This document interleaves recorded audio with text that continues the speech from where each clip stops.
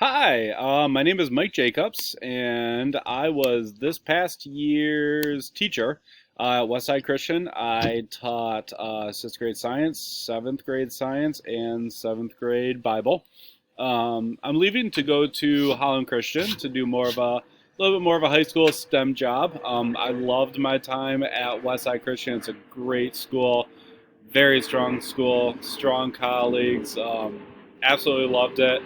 If I'm speaking, if you're watching this, that means that you are taking over for me, and that's great. Congratulations on the job. Hope everything goes very, very well for you.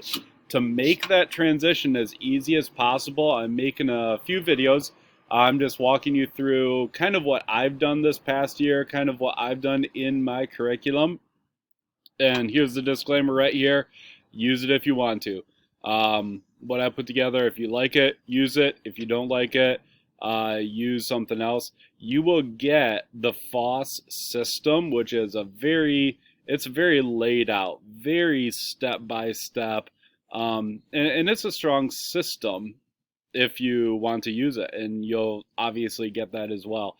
I chose to, throughout this year, I used FOSS. I used some stuff from Prentice Hall, and I even used some stuff from just online, just doing some research, doing some PBLs, project based learning stuff, and just kind of decided what worked best for me and my students, obviously.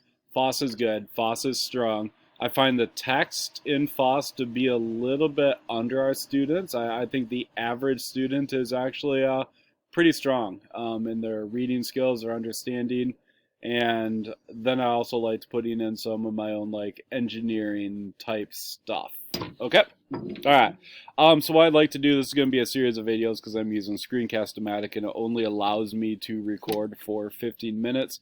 I'll show a little bit overall the units, and then I will probably dive into sixth grade first and science, and then go to seventh grade science. So, all right, looking down here, you'll get all of these files. I cleaned them up as best I could, but you'll be getting them as well. This is something I made earlier in the year. It's just kind of was dreaming what I would like to do to add more STEM to my class. Kids love the hands-on. Kids love the STEM. Kids love the problem solving, the engineering, stuff like that. And so I was just kind of looking at ways to put more into it. Now, this is going to be the main thing. The bold is the units that we covered. And then the blue is mini STEM projects. These are, smaller projects, PBLs that we did. We integrated it into the curriculum, obviously. The blue ones are ones that we all did. And then the highlighted ones, that was where I was dreaming, like, what would I like to do on top of that type thing. And the highlighted ones, those are dreams, and those would be between the units. Okay? All right, so just a quick little overview. Here's sixth grade right here. Sixth grade, you cover three main units. Weather and water is one of them. Cells and mitosis is another one. And the human body. All three of those kids love. Going back to weather and water, the mini little STEM projects that we did, or PBLs that we did, we would build a hot dog cooker. You'll see in my classroom, I have a little pole with some lights on it, some heat lamps, and kids would bring in shoe boxes, larger boxes, whatever they chose. They got together in groups and they engineered a solar hot dog cooker. We did have to put it under lights because it was autumn in West Michigan, and in autumn, you don't have a huge amount of sunlight, so we did it under lights. Okay, so we used tinfoil, cling wrap, stuff like that, and we built hot dog cookers. I think the warmest hot dog got up to 170 degrees Fahrenheit. That was definitely warm enough to eat. If you go to the internet, they say all hot dogs you can eat them. And I think it would have been safe. I did not let my kids eat their hot dogs unless they got them over 140 degrees. That was kind of the benchmark that I put in there. So it was really good for weather and water. Then also they did a presentation, and I'll be going over this a little bit more in detail. But when they did weather and water, one is weather systems, I then put them into different groups, broke them into groups, and gave them a city. I had 6 different cities like San Diego, Seattle, Denver, Grand Rapids was one, all over the place. Um, and they had to take a look at what the average weather, you can almost say what the climate was like in those cities, but then also explain using what we learned about global air currents and ocean currents and Coriolis effect and all that kind of stuff. Explain why their weather is the way it is. You know, why is it almost always 72 and sunny in San Diego? Why is it rainy constantly in Seattle? Stuff like that. Okay. So those are really good. I have to back up though. I'm sorry. There's something I missed in here. What we did for 6th grade and seventh grade, we actually started out quickly with just the nature and method of science, and we actually used some bottle rocket type stuff. And we would make rockets out of 2 liter bottles, fill them with water, different increments. We used cardboard for fins, and smaller water bottles for the top. And I have a launcher in my room. It actually belongs to Calvin Christian Middle School. They use it at the end of the year. I was borrowing it for the start of the year. I'm going to leave it in my room so you can use it if you want to. But I do have to stress and I have to ask, please give it back to Todd Doctor at Calvin Christian Middle School when you're done with it. He didn't take it back at the end of this year because COVID-19, and we wound up distance learning, and so that really cut down on the hands-on activities. Okay, I'll have it there, so if you want to use it, that is great. Go ahead, but then when you're done, Todd Doctor, Calvin Christian Middle School, because really we don't own it; it's on loan from them. Okay, and that was Nature and Methods of Science. All right. So back to this, weather and water, and I'll be going through these. I'll be going through all the curriculum for weather and water in more detail later on. So that's the first thing for 6th grade. We never did this, drafting and laser cutting. I kind of want to get into that. If we ever got a laser cutter, I think that would be awesome to add to it. But like I said, the highlighted, that's just my dream type stuff. Okay. Second big unit that we do is cells and mitosis, and this is so fun. So fun to get the kids real early on, get them on microscopes, and check out Wee Beasties. We started out right away. Carolina Biological.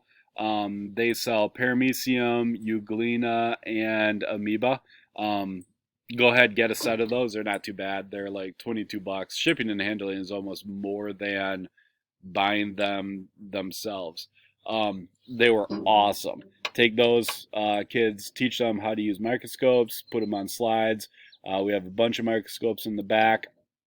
Have them draw the little wee beasties. Teach them how to draw what they see, not what they think they see. Teach them how to draw in detail, which is really hard for a 6th grader to take the time to really put that detail in. But it's a good practice, good thing to work on. Kids just loved that.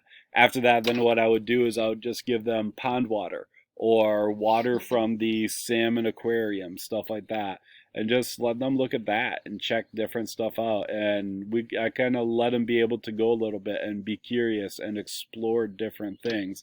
That was a lot of fun when we were doing cells and mitosis. Okay. Second thing we did is we would make a poster on the cell as a factory. We would take a look at all the different organelles, what all the different organelles did. And then kids would choose a factory of some sort, whatever they wanted type thing, like Tesla. I'll just take that. And then they would make a poster. Half the poster was as if it was Tesla.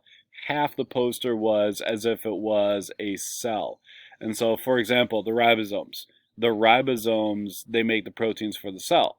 Well, that's the major product right there. And so the kids that did Tesla, that chose Tesla as their factory, those kids would actually make the robots that build the cars they would make an analogy between the robots and the ribosomes because they're both making something. Kids had to write down their analogies, put on the back of the poster. A lot of fun. Turned out very, very well. Very good. Okay. Another mini STEM unit that we did is we actually did a cell model, and that was a lot of fun. We used two different mediums for it. One was paper mache. The second one was Play-Doh. So what we would do is to make paper mache, every kid made their own model, but then in groups of two, they would take a balloon, blow it up, and paper mache the balloon. Once the paper mache dried, then you can actually cut the paper mache in half, and then each kid can spray paint their own half, and that would be basically the cell membrane. Worked out really well. You do have to tell parents and kids ahead of time to wear old clothes that day because kids will get paper mache all on their clothes. And the thing that scared me the most was spray paint. And yeah, some kids got spray paint on their clothes, but it wasn't a big deal because I had emailed out to parents and everything ahead of time. Wear old clothes because, someone's going to drop their cell membrane and get paint on them. It's going to happen. Okay, so that was a lot of fun. The organelles for the cell we would actually make out of Play-Doh. I think I have plenty left, but in my closet. But they would actually make the organelles out of Play-Doh, but Play-Doh dries up and cracks. And so what you do is you cover it in Mod Podge. Mod Podge is it's almost like dries to be a clear plastic type thing. And that really preserves the organelles very, very well. It's kind of fun. It's kind of satisfying to squeeze them and stuff like that. So really, Play-Doh and Mod Podge would make great organelles. Okay. Then we would go on to stop motion cell. We took a look at mitosis and how cells divide. I have a number of iPads, and I think you're going to have even more iPads this coming year because they bought a whole bunch now, which is awesome. On there's a stop motion app, and you can use that stop motion app. And I got some rigs in my classroom. You'll see them. They're built out of 2x4s. There's something where you can put a whiteboard underneath. You can put the iPad on top. It faces straight down, and you just really take pictures of whatever you want to use to model the chromosomes and the centrioles and the spindle fibers and all that kind of stuff inside of a cell. And then you make a stop motion video of a cell undergoing mitosis. I would have kids get creative with what they wanted to bring in. They could bring in yarn or Legos or candy to represent the different stuff inside the cell and then show mitosis going on. That was super fun. Kids absolutely loved that one. Dream, do a unit with hummingbird creatures, hummingbird robotics. Connect with me if you want more on that. I have a whole hummingbird set. I am taking it with me because it does belong to me. Because, yeah, it's a long story, but another teacher and I ended up using it for summer camps, and we bought it ourselves for that reason. Anyway, if you wanted to borrow it, connect with me. I can give you some websites, stuff like that. You can borrow my kits, my stuff, and I can show you how to go ahead and set that up if you want to. Okay. All right. So human body. I'm just going to touch on this fairly quickly because I don't have too much time left in this video. One of the funnest things we would do with human body is we would make a full-size body. We take butcher paper. School has some of that. Trace a student. And then we start out with the skeleton, and students would then take a look at a picture of a skeleton and draw out the different bones in the skeleton. And that was super fun. Then distance learning got in the way. COVID-19 got in the way, unfortunately. But we are going to add, as we studied the different systems, we weren't going to add anything for the muscular system because then you won't be able to see them a whole lot, but like the circulatory system. Add in heart and blood vessels and stuff like that with markers, obviously. Digestive system, add in the stomach and the intestines and all of that. But we're going to make these little full-size human body things. We got through the skeletons. We didn't get much further than that. Okay. All right, I'll be continuing on with 7th grade next in this video. Thank you so much. And as always, if you like it, use it.